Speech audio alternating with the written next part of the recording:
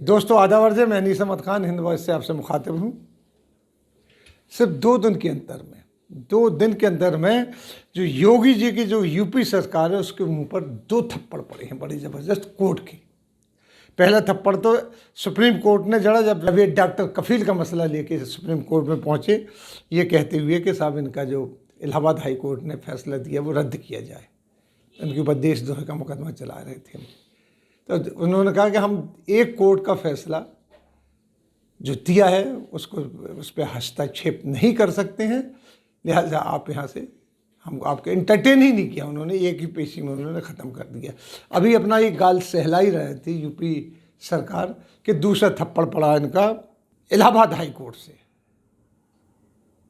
यानी पहले supreme court इनको ये कह चुका था कि अपना ये डिक्टेटराना रवैया इसको बंद कीजिए, ये तक कहा था उसने, जो अखबारों में नहीं आया, लेकिन अगर रिपोर्ट पढ़े तो उसमें मतलब जाएगा। वहीं इलाहाबाद हाई कोर्ट ने लव जिहाद के जो ऑर्डिनेंस के तहत गिरफ्तारियों पर रोक लगा दी है। लव जिहाद इनका बड़ा दिल के करीब है ये लव जिहाद का मसला। अगर आप योगी जी के पुराने टेप्स देखें तो उसमें भी लव जिहाद आता है। नाम लव जिहाद नहीं कहते, लेकिन हिंदू मुस्लिम शादियों के जिक्र करते हैं। और वो ये कहते हैं कि मुसलमान लड़के ऐसे ऐसे कपड़े पहन गए, हिंदू लड़कियों से शादी करते थे, और भी नीचे तक उतर गए, हम ऐसा कर देंगे वैसा कर देंगे। वो इनके बिल्कुल दिल से करीब है लव जिहाद। तभी ये ऑर्डिनेंस लेके आए हैं। कानून नहीं है। कानून में देखिए, जैसे कि हमारे चैनल पे हिंद वॉइस पे जेड के फैज़ान जो सुप्रीम कोर्ट के वकील हैं उन्होंने बताया था कि कानून नहीं है, और कानून में कहीं से कहीं तक लव जिहाद का लफ्ज़ इस्तेमाल नहीं किया गया है। धर्म परिवर्तन का जिक्र इस्तेमाल किया है उन्होंने, जबकि धर्म परिवर्तन का कानून है, ये ऑर्डिनेंस है। इसको कोर्ट में ले जाओ तो कोर्ट में फ्लॉप हो जाएगा। वही हुआ। हाई कोर्ट ने, इलाहाबाद हाई कोर्ट ने लव जिहाद पर जो गिरफ्तारियाँ चल रही थी उस पर फ़ौरन रोक लगा दी है। आपने देखा होगा कि जब से ये 5 दिसंबर में ये ऑर्डिनेंस लागू किया गया तो इसमें लगभग 50 से भी ज़्यादा गिरफ्तारियां कर डाली हैं। इतने लव जिहाद के मामले इनके पास अचानक आ गए हैं। हालांकि ये कहते हैं कि 10 मामले हैं, लेकिन इससे भी ज़्यादा। जो भी कोई किसी की शिकायत कर दे, पुरानी शादियां हुई उनकी शिकायत कर दी और पकड़ के ले गए हैं इसमें। जिनमें एक तो ऐसा था कि जो मुसलमान लड़का का था, वो अपनी बारात तो दुल्हन लेके आ रहा था बहराइच से, उसको गिरफ्तार कर लिया पूरे बारात को, और लड़का लड़की को गिरफ्तार कर लिया। लड़की को पूरे रात जेल में रखा, लड़की को थाने में बिठा ले रहे। उसके साथ पुलिस वाले ने पुलिस दूल्हे को पीटा कि तुम साले हिंदू। एक हिंदू लड़की को से शादी करके ले जा रहे हैं। जब लड़की के माँ बाप वहाँ पहुँचे खबर सुन के, उन्होंने कहा भाई ये तो हमारी बेटी को निकाह करके जा रहे थे, तब उन्होंने छोड़ा, माफ़ी भी नहीं मांगी, उन्होंने छोड़ा। इस तरीके के कई केसेस हो रहे थे। यहाँ तक हो रहे थे कि एक लड़की की शादी हो गई, धर्म परिवर्तन नहीं हुआ, लेकिन हाँ कोर्ट में जाके उन्होंने शादी की, लड़की प्रेग्नेंट थी, उसको गिरफ्तार कर लिया और उसको नारी निकेतन भेज दिया, लड़के को जेल भेज दिया।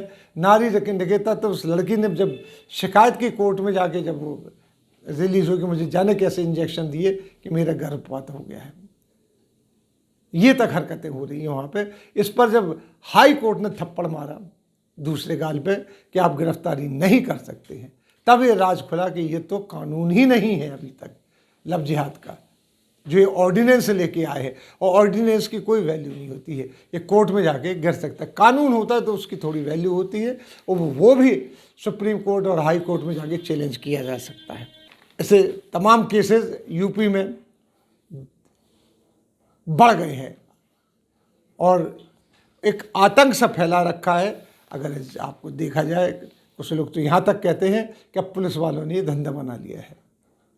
उसी तरीके से जब इन्होंने रोमियो एक स्क्वाड बनाया था कि अगर मुसलमान लड़का और हिंदू लड़की के साथ बैठा हुआ है तो उसको गिरफ्तार कर लिया जाए, उस पर ब्लैकमेलिंग चलने लगी थी। स्टिंग ऑपरेशन आए तो वो ख़त्म नहीं किया गया, और यहाँ तक उसका चर्चा हो गया था कि दिल्ली के जो उस ज़माने के तिवारी जी भाजपा अध्यक्ष थे, तो वो रोमियो यूनिट को यहाँ बनाने की बात कर रहे थे कि रोमियो स्क्वाड दिल्ली में बनाया जाए, और मध्य प्रदेश सरकार ने अनाउंस कर दिया था कि यहाँ रोमियो स्क्वाड बनाया जाए। जब लेकिन उसकी पोल खुली कि वो लोग एक ब्लैकमेलिंग का धंधा कर रहे, क्योंकि उसमें एक औरत पुलिस वाली होती थी, एक मर्द होता था, दोनों किसी को भी पकड़ के बिठा लेते थे, पैसे लेते थे, उनको छोड़ देते थे। अगर कॉलेज से निकलते हुए दो लड़के, एक लड़का एक लड़की बात करते हुए जा रहा था, उसको भी रोमियो स्क्वाड उठा के ले जाने लगी, तो वो डिफंक्ट कर दिया गया है अभी तक। इस तरीके से योगी जी जो है ये सब हरकतें करते रहते हैं, उनकी सरकार करते रहती है। अब 4 जनवरी तक हर ऐसे केस पर रोक लगा दी है जिसको ये लव जिहाद के तहत पकड़ाते थे। 4 जनवरी को इन्हें अपना जवाब दाखिल करना पड़ेगा कि ये है क्या आखिर। मेरी बात समझ में नहीं आती। पूरे भारत में जहाँ जहाँ भी भाजपा की सरकार है, नॉर्थ ईस्ट को छोड़ के, वहाँ पर ये लव जिहाद का नाम देके और कानून बना रहे हैं और कह रहे हैं कि सख्त से सख्त कानून बनाएंगे हम इसके लिए, जबकि एंटी कन्वर्जन लॉ पहले से मौजूद है, उसको इम्प्लीमेंट नहीं किया जा रहा है। और ये लव जिहाद सिर्फ मुसलमानों के ऊपर लागू हो रहा है, क्रिश्चियंस के ऊपर लागू नहीं हो रहा है। अगर कोई हिंदू लड़का मुसलमान लड़की से शादी कर लेता है उस पर लागू नहीं हो रहा है। तो अब देखिए कि इलाहाबाद हाई कोर्ट ने इस पर रोक लगा दी। कहीं तो कोई लकूना तो होगा, तभी तो लगाएंगे। कोर्ट पे इनको मात पे मात होती चली आ रही है, यहाँ तक कि अभी जो रिसेंट सीबीआई की इंक्वायरी आई है उसने भी हाथरस के बलात्कार को बलात्कार बता दिया, जिसको ये कह रहे थे बलात्कार नहीं है, जो यूपी की सरकार कह रही थी बलात्कार नहीं है। जहाँ इनके केसेस कोर्ट में जा रहे हैं वहाँ से धराशायी होकर लौट रहे हैं। तो लव जिहाद की बात मैं कर रहा हूँ, ये नहीं कह रहा हूँ कि लव जिहाद लागू है नहीं, लेकिन ये कह रहा हूँ कि इलाहाबाद हाई कोर्ट ने इसके ऊपर बैन लगा दिया है फिलहाल। इसी के साथ मैं आपसे लेता हूँ विदा। अगले अंक में फिर हाजिर होंगे, तब तक के लिए मुझे दीजिए इजाज़त।